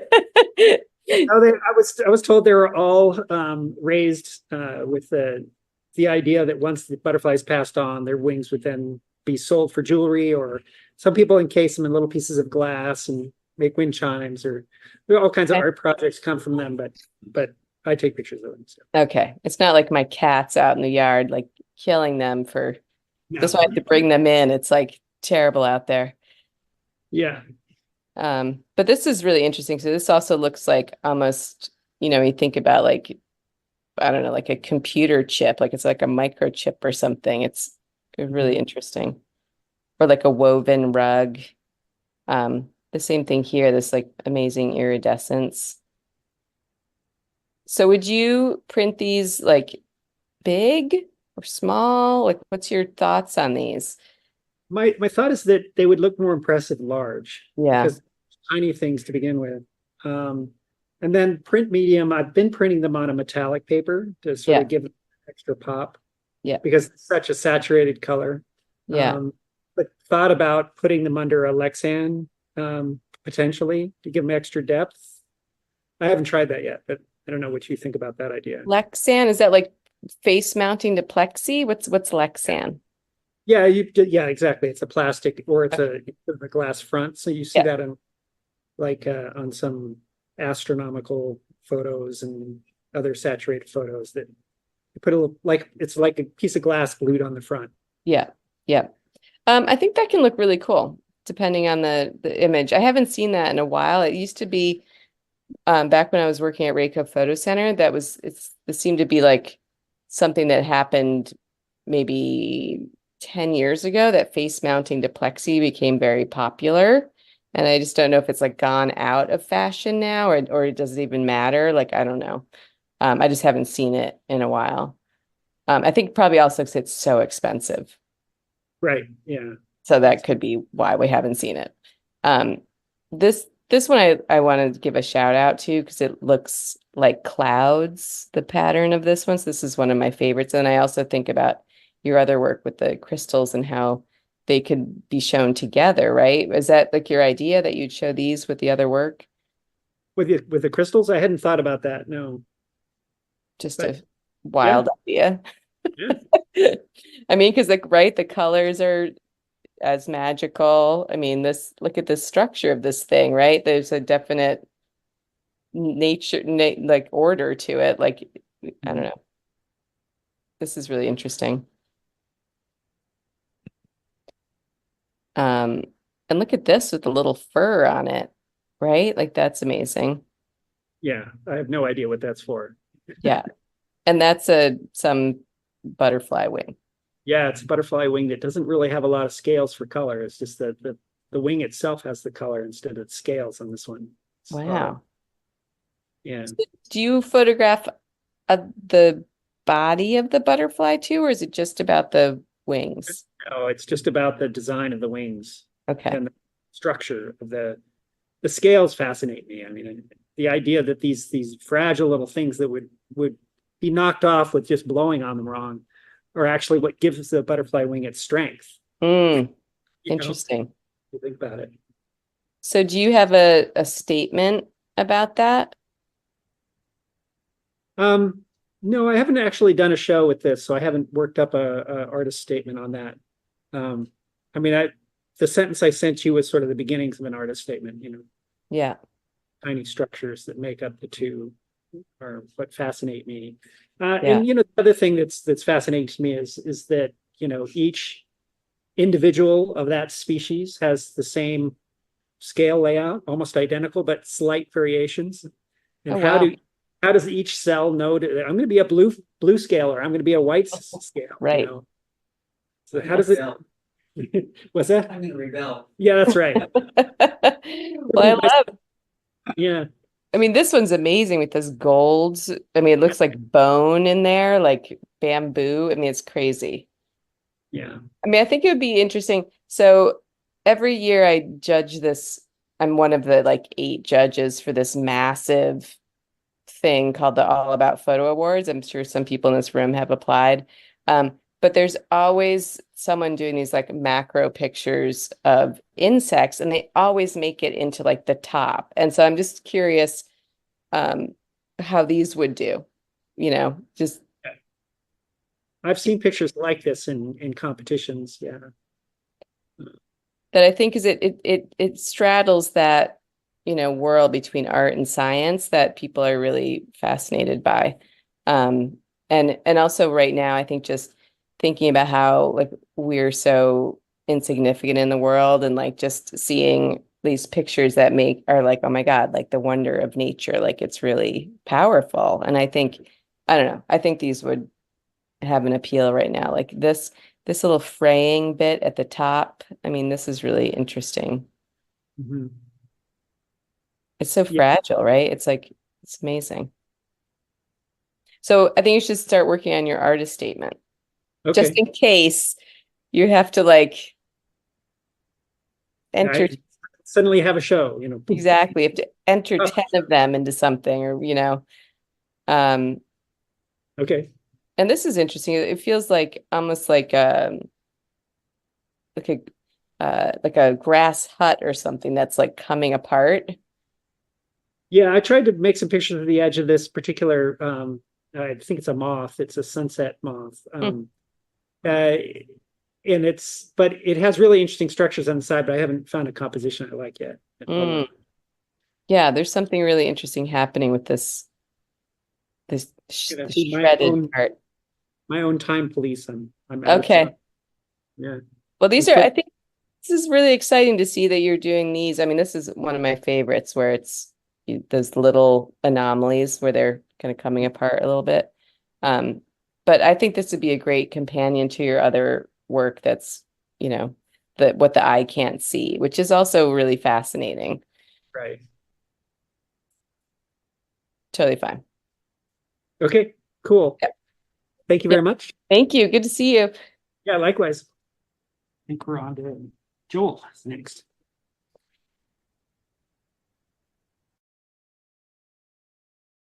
Hi, Don't- Joel. For Kevin ever again, or anybody else actually that's come before me. Joel, let's see. So where is this picture taken? This was taken in Los Angeles in South Central. Hmm. And actually it was when the space shuttle was moving through one of the major streets there. Oh, wow. Lots of people who didn't belong in the neighborhood, like me, were in the neighborhood. And you can see that sidelong glance that I got. Yeah. Um, Well, I love just what these three signs. I mean, that's for me like everything. We've got the house of prayer, and then you've got the Fright Fest with this like guy coming out of the coffin, and then you've got the Mexican food. Like, I don't know. Like, and no pictures of the space shuttle. those were interesting, and also thematically, I call this found people, and I have, like other people here, I take lots of photos of lots of things, but Mhm. this is my secret stash of photos of people. Hmm. That I'm kind of looking for humans Yeah. was the thinking, and I guess like previous comments, although this is a risky question, thumbs up or thumbs down on any of them, and any thumbs up on them kind of Yeah. thing. With these play, they're pictures of people, and so would they play in any way in a larger venue other than sharing with friends kind of thing? Yeah, no, I think so. I mean, I think in documentary street photography is really important genre. I mean, there used to be this fantastic gallery in San Francisco called 50 Crows, and it was just dedicated to documentary photography. And unfortunately, they closed. They were like a nonprofit space because, documentary photographers intend to sell like other types of photography. But I think it's important. And, like one of my favorite photographers is Eugene Richards. I don't know if you know his work. He's from the East Coast. He's from Boston. He had this amazing book that they just reprinted like 50 years later called Dorchester Days. And it's like one of the best documentary photography books, especially for street photography. And I would recommend getting it if you're interested in photographing people on the street. So for me, I like this picture. Like, and there's a lot going on here with the look of the guy, but also really just the setting, I think. I mean, there's a reason you included all these signs, right? Like you didn't crowd them out. It was Yeah. conscious, trying to line them up. And Yeah. then the guy was accidental. I was taking pictures of this funny juxtaposition, and then his timing was perfect from my point of view. Yeah. So this one's a thumbs up for me. This one, unlike these things where you're forcing a comparison, like you, the photographer, like, let's look at these three very different signs, right? This picture seems to be all about this, the words David Hockney, and it's only a little bit later that I come to the meat of this picture, which is the left-hand side, where that little girl is not part of the painting. I mean, Right. I was, again, sort of making fun of Hockney in the sense that this is something he might do, and yet here's this couple ignoring their young girl. Yeah, I see that. Yeah. Yeah. They're paying attention to not her. Yeah. Yeah. This was, it was sort of a reflection of him, of Hockney, I thought. Yeah. I think the great picture though is still on the left, because I think if you don't spend enough time with it, you'll miss the little girl there. Would you crop in all the way and exclude the couple and exclude David Hockney even, the sign? So you would just have, or just do that? I think I can't really do it on my computer, but But you're the sense of it. yeah, I think this is even better. Okay. Yeah. All right. Thank you. Because sometimes when there's text in a picture, it dominates the picture. I mean, oftentimes, most of the time, the text dominates. So that if the text has got to be, you know, I don't know, really poignant. Okay. It was part of the joke, I guess, but Yeah. Yeah. I love this guy on the horse, and sort of ignoring everybody. I like there's certain things I wish that the different time of day and the light was like, the golden hour, but it's also great to see this guy and the horse at the festival. So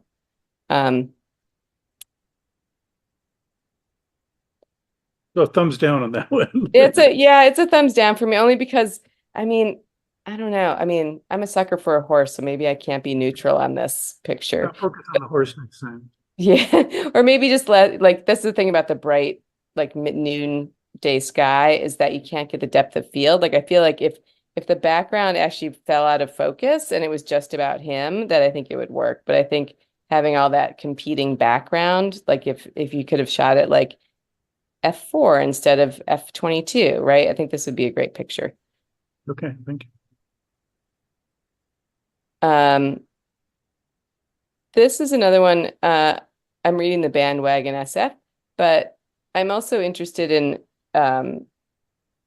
like I don't know, this feels like a very sad picture. Did you go to was it Outside Lands or something? It's Hardly Strictly Blues. Hardly Strictly. Mm. And he's prepping, I assume, and Yeah. if you watch the picture, I mean, I cropped it out. There's other activity, but I wanted to capture what looked like a lonely picture as well. Yeah. So that's a theme, is maybe like you're photographing these people in public places that are totally alone but they're surrounded by other people. Like that's of interest to me. Like this whole thing, like you're together, but you're alone. Like that is interesting to me psychologically. So maybe to include the surroundings. Right? Like that girl's being ignored by her parents, like this guy's being ignored by the people around him. Like, I don't know, like maybe there's something there that is kind of speaking to, Okay. I don't know, other, speaking to others. Like this too, that I think I see this is a thumbs up for me. I mean, the kid with the gun, this kid over here, I mean, who and spatially it's really interesting, like thinking about the use of the frame, how you've put the action on the edges of the frame, like that kid with the gun and the kid that's looking at you, like that's really, I think, really interesting. Okay. It's pretty charged picture. Yeah, thank you. This one for me might be like kind of cropped in a weird way. Like I find myself wanting the rest of her hand. Like it feels like, is there more to this frame? Yeah, there was, but yes, I was focused on the face, and I liked the expression. Yeah, I like her expression too. I think she just needs a little more breathing room because I feel like she's getting a little compressed, right? It's like she feels it makes me feel a little uncomfortable instead of feeling joyous like her expression is. And I think that's, when you're out shooting, are you shooting digitally? Yeah. Do you use the viewfinder or do you use this? I always use the viewfinder. Right. Yeah. I can't see it otherwise. Yeah. I don't own a digital camera, but I think it might be a great exercise for you, like in this previous picture, which I think you did a great job with. I mean, I don't know if this is cropped or not, but like when you're having your camera up to your eye up to the viewfinder, to kind of let your eye travel around that perimeter of the frame and place the action on the edges of the frame like you did with this one, and then make another one where the energy is in the middle of the picture, and like really utilize your frame. So, I mean, I think, you know, when you think about this hand gesture, like what would this picture be if like her fingertips in the top were pushing against the edge of that frame? It would be phenomenal. Then I'm all in. Like right now, it just feels like you cut her hand off, and that's bothersome for me visually.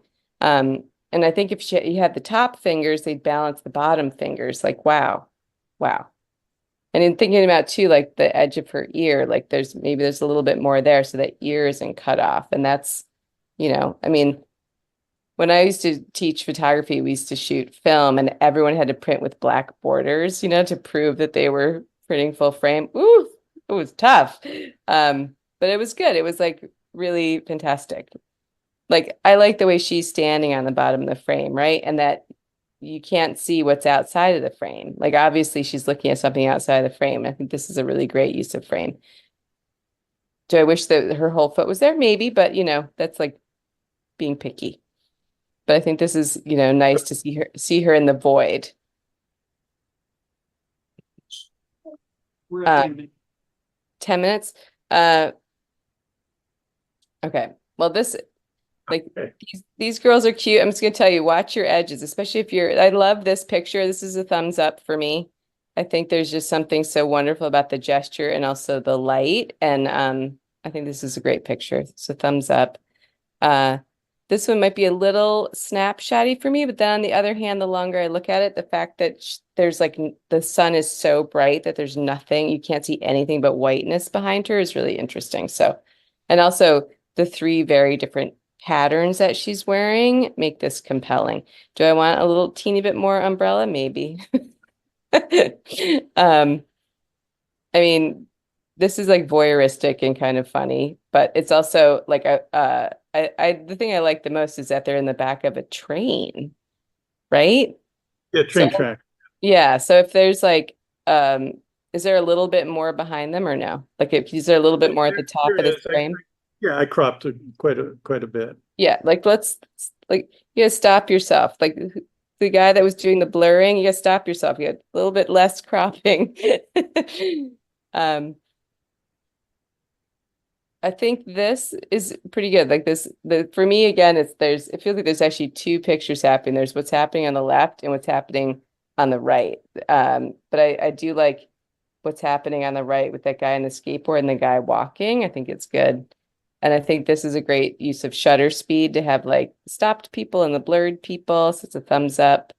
This I could maybe pull back a little bit, or, you know, I wouldn't, you know, it also kind of reminds me a little bit of Richard Avedon's American West, where he had all these people like standing against the white background.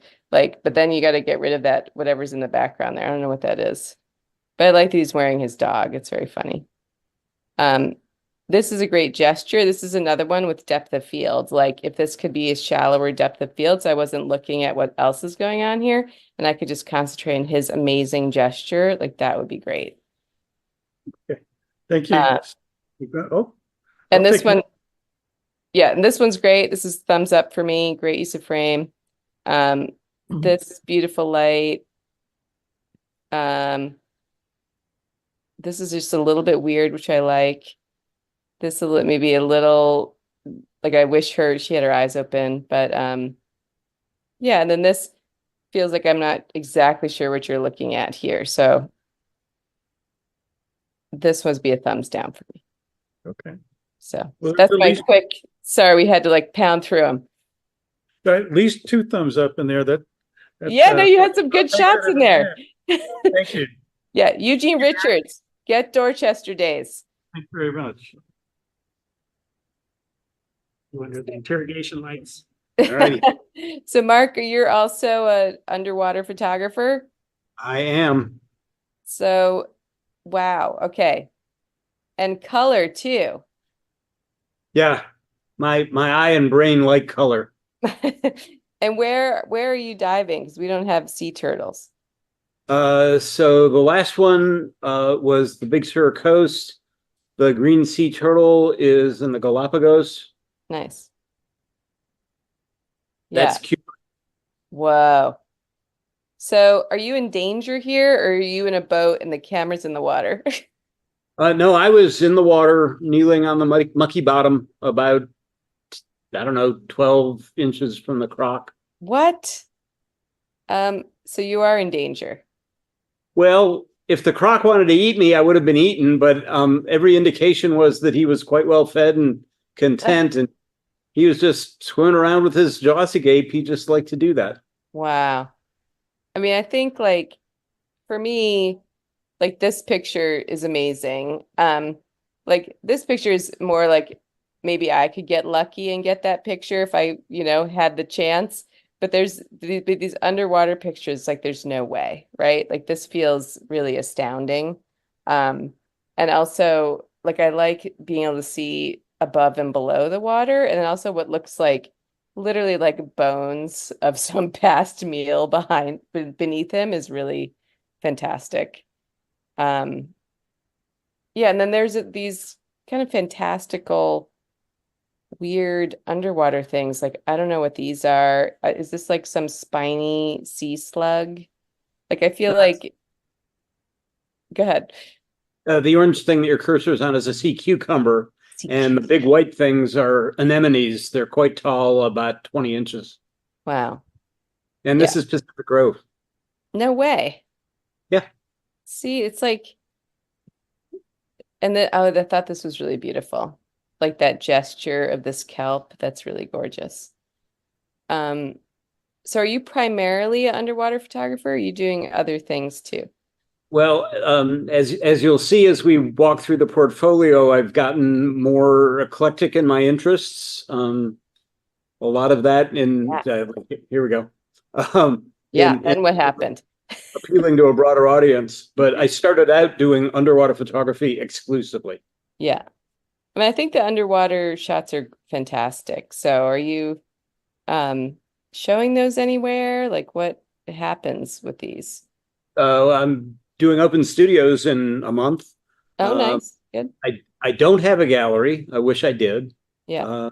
And I've published it on a lot of environmental magazines, but it's been a while. That market seems to have dried up. Yeah. Yeah. As I think I mean, like, I just love this picture. It's like a banner. It's like, it's fantastic. And then this, like, I don't know. They're great. They're really great. Wow. And then this is actually really beautiful. The color palette's like really soft and I don't know. It's like it's really well seen. So are you hitting like all the national parks? Like what's your I made 2 trips through Utah, and so I did several national parks in Utah in the last 2 years. I basically kind of went out and said, there's some great landscape stuff out there that I've never seen or photographed. I want to go get it. Yeah. This was certainly an image I went there to get. Right. Well, I love that you're there in the winter, right? Yeah. Early February. And do you know that almost, not all, but a lot of the national parks have artist residencies that you can apply for? That you can go and spend like a month there and make work? No, I didn't. Yeah, I'll send you a link. I'll send the group a link and we can share it. I'll send Kevin a link and you can share it. But it's pretty great. I mean, you just go live in like a cabin in the middle of nowhere for a month. It's pretty good. And there's usually some sort of exhibition at the end. But I think are you planning on hitting other national parks or is this? I don't know. I was actually thinking of going to Indonesia. Okay. To go underwater photography shooting or just to go? Sure. Yeah. Yeah. There's while you're in Indonesia, I mean, it used to be pristine. I don't know what it's like now, but on the east coast of Malaysia, the Perhentian Islands have some amazing scuba diving and snorkeling there. Hmm. I'll send that to Kevin too. Kevin's just going to share all the information with everybody.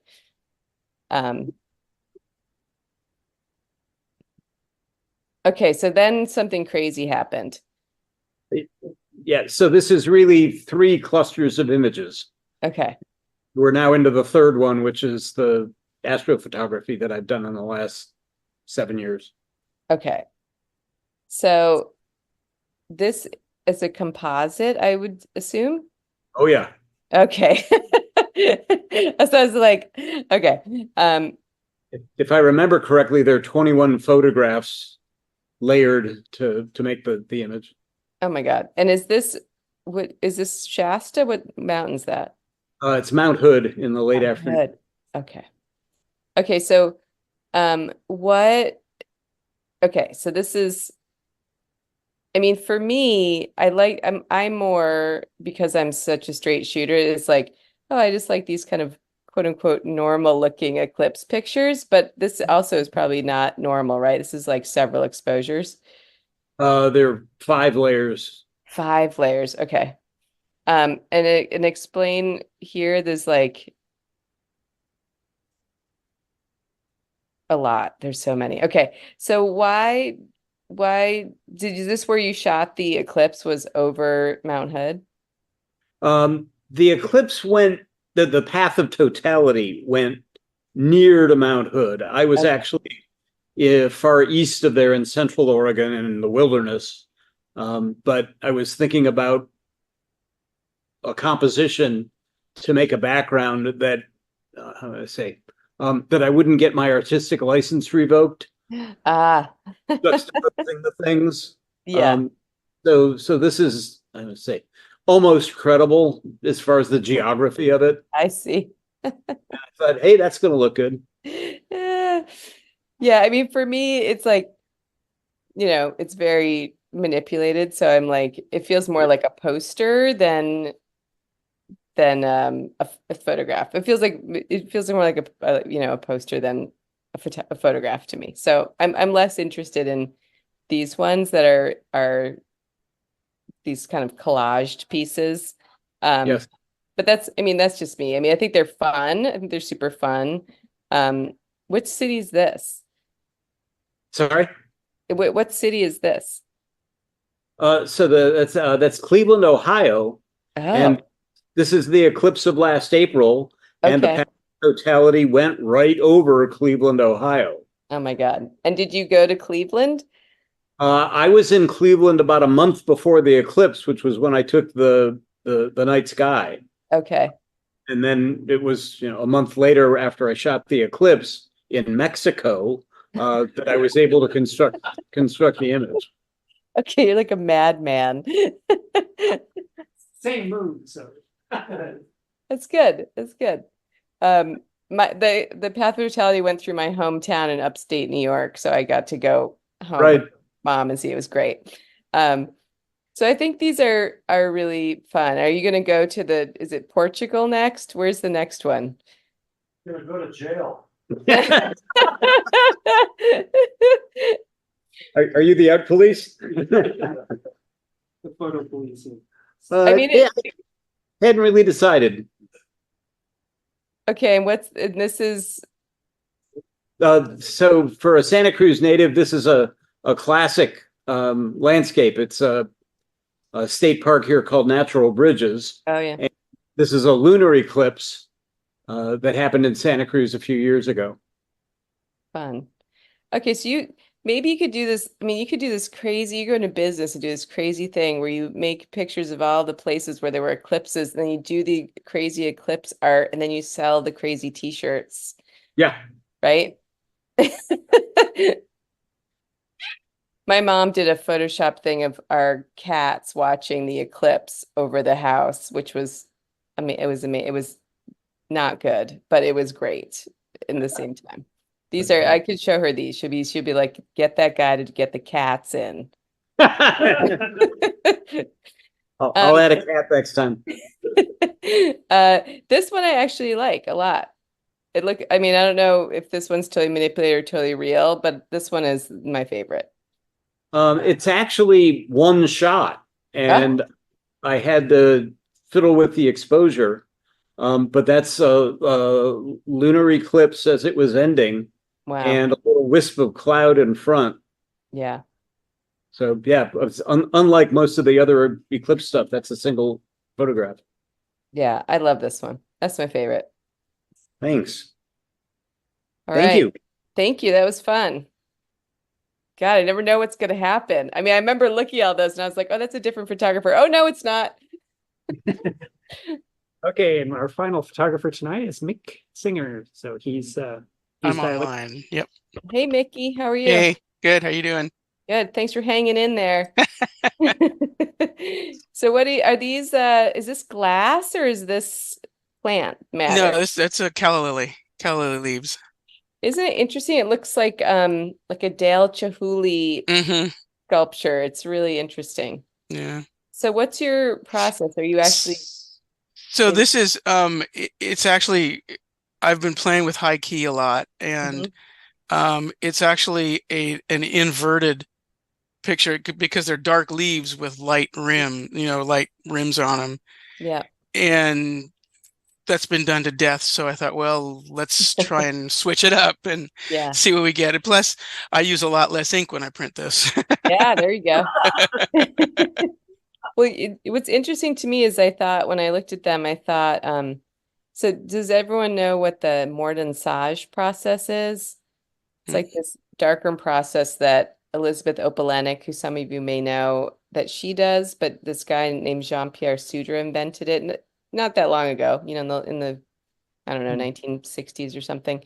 And it looks like that. It looks like, I mean, it'll kill you. It's like super toxic process in the dark room. So it's so great that you could actually make it look like mordensage without getting without cancer. endangering my life. Yeah. Exactly, without getting full-blown cancer doing it. I mean, so really kind of beautiful. I mean, they look yeah, the mordensage process, you actually bleach away all the silver in the print after you printed it, and then all you're left with is the edge of the highlight. It's it's really neat. And yeah, I mean, this exactly looks like a glass sculpture, so it's really interesting. Yeah, I mean, I've been trying to find different floral forms that have these interesting contrasting rims on the leaves or something like that, just to kind of get a different angle on things that have been shot to death. I like this one a lot, how how it fits in the frame vertically and you kind of wind down to that point in the bottom. I think that's really nice. Thanks. So you do have other things. This is like a japonica maybe or something? It's a fatsia, actually. Fatsia, okay. Yeah, and I have several of these, and I'm kind of looking at structure going along with the edges, sort of and that's something I wanted to get your take on, is do these things fit together? And there's further down the line, there's a few of them that are just sort of straight high keys. And would they, would this whole thing flow as just a high key presentation, or do they really need to be separate bodies of work? Well, for me, is this one of the ones? No, this is still. That's still an inverted one. Yeah, that's a fern. Yeah. Yeah, I mean, for me, the ones that look like this mordensage, and I'll send Kevin. Kevin's gonna share everything, right, Kevin? Okay.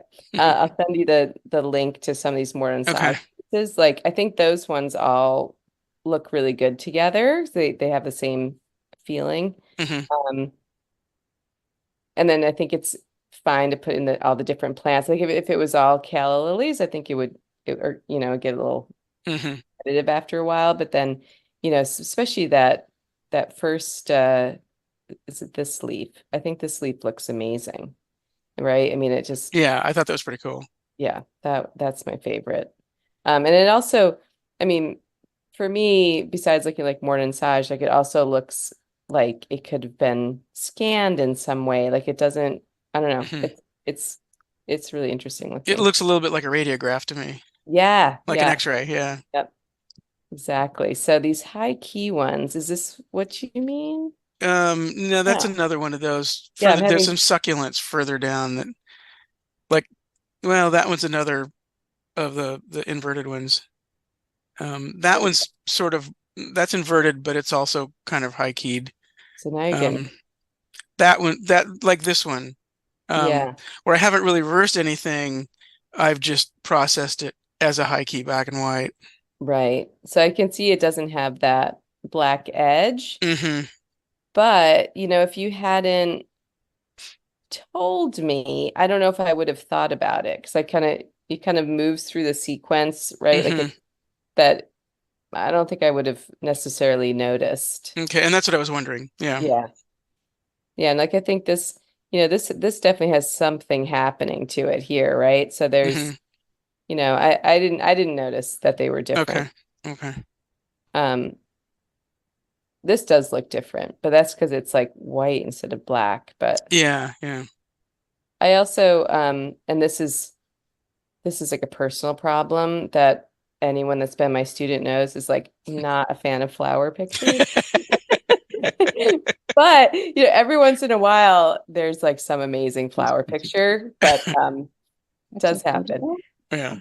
But yeah, so I mean those probably because they're the most recognizable things. Yeah. Like the sunflower and This is just so obvious. Yeah. yeah, that they don't have the sort of mystery of that. Like I don't know what that thing is. And the same thing with some of these leaves, right? Yeah. Yeah. So oh. Mute, police. So what do you have planned next? Was you gonna continue doing these or? Yeah, I'm going to continue looking for some, and I'm going to be in a show next year, hopefully. And so I'm trying to put together a body, and I'm playing with these, and so I'm wondering how far I can stretch it, Right. Stylistically. Have you printed them? Not yet. I was toying with how to print them. Yeah. And I was thinking about trying to do it on like acetate, but I haven't really had much success with that. And like backlight them? Like how would I like put them on standoffs, so they would separate from what they're mounted on. And the couple of tests I've tried have been dismal failures. Yeah, that's pretty tricky. Yeah, so I may just go back to printing them on paper. Yeah. I mean, I could because this one for me, I mean, it kind of looks like a lithograph almost, which I could see it being printed on like a matte paper or something and looking like a printmaking process or an engraving or something, which I think could be really nice. Yeah, that's usually my preferred paper is matte. Yeah. Especially for black and white stuff. Yeah, I'm trying to think.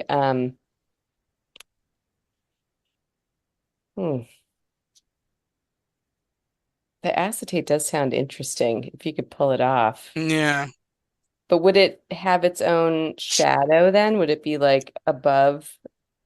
That was sort of what I was going for, is maybe it would be a double image of itself and its shadow. Yeah.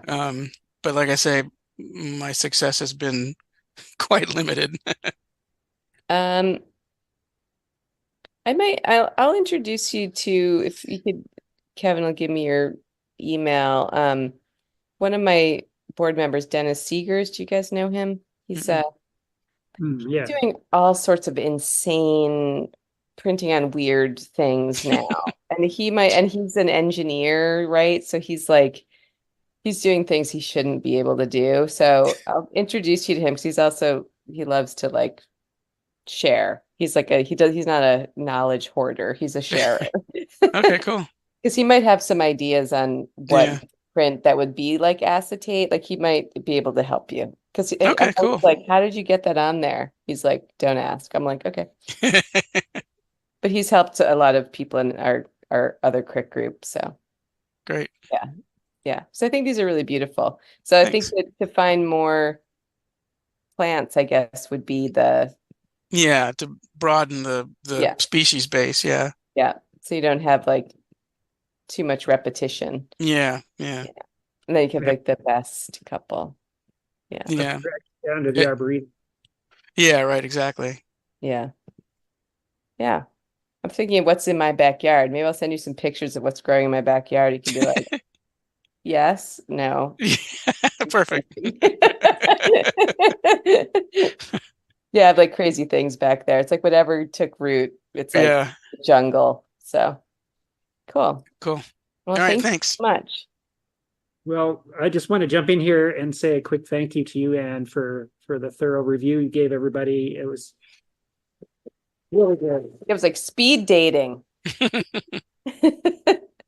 don't know how you keep your head straight with all these different types of photography going by, but we all appreciate your comments a great deal. Yeah, it's great work. You've got a talented group here. It's always great to see the work. Talk to you soon. Great. Thanks, everybody.